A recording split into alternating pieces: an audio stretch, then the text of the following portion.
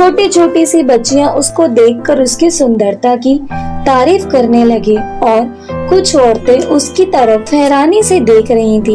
ये कौन है? किसी राजा की बेटी लग रही है, एकदम राजकुमारी की तरह। अरे नहीं, रोशनी तो काली थी, ये तो कोई और है। कितनी सुंदर है और देखो इसके शरीर से कितनी चमकदार रोशनी निकल रही है।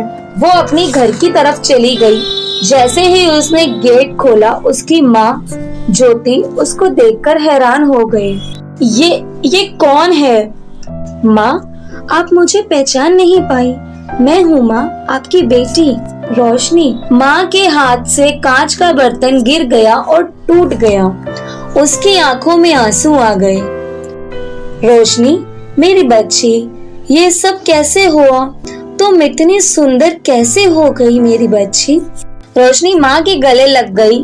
माँ के निकलते हुए आंसू हर डर को पिघला रहे थे जो उन्होंने सालों से देखा था। ऊपर से ज्योति को गुस्सा आ रहा था, वो अपनी बहन से जल रही थी।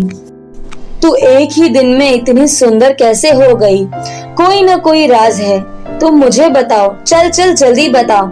लेकिन रोशनी ने पहले तो ज्योति को कुछ नहीं कहा, लेकिन फिर उसकी माँ ने कहा, बेटा रोशनी को कुछ मत बताइयो, ये अपनी लालच के चक्कर में किसी दिन मुसीबत में पड़ जाएगी।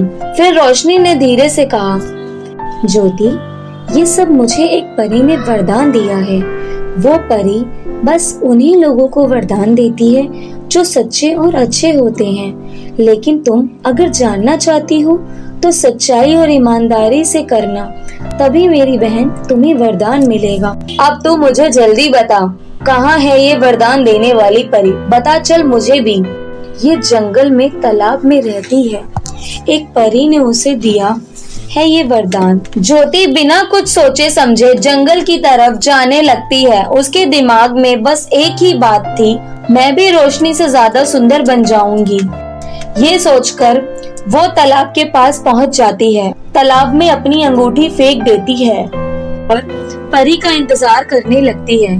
कुछ देर में वो परी आती है और ज्योति से बोलती है, क्या ये सोने की अंगूठी तुम्हारी है? हाँ हाँ बिल्कुल, ये अंगूठी मेरी है। तभी फिर से परी अब एक चांदी की अंगूठी लाती है और बोलती है, क्या ये अंगूठी तुम्हारी है? फिर से ज्योति बोलती है, हाँ हाँ बिल्कुल, ये मेरी ही है। परी को बहुत ही ज्यादा गुस्सा आ जाता है क्योंकि वो जानती होती है कि ज्योति उससे झूठ बोल रही है। परी बोलती है, तुम मेरे से झूठ बोल रही हो, इसलिए मैं तुमको अब अपने साथ ले जाऊंगी। इतना बोल के जैसे ही परी अपने हाथ बढ़ाती है उसको पकड़ने के लिए, वैसे ही ज्योति भागने लगती है।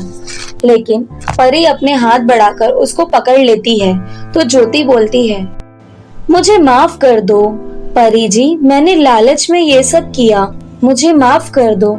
लेकिन परी ज्योति की एक भी नहीं सुनती और उसको अपने साथ ले जाती है।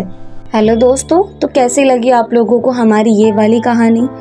अगर आपको ये स्टोरी पसंद आई तो चैनल को सब्सक्राइब करें और ऐसे ही वीडियो पे कमेंट करते रहे ताकि हम आपके लिए आगे नई नई प्यारी प्यारी कहानियाँ लेकर आते रहें।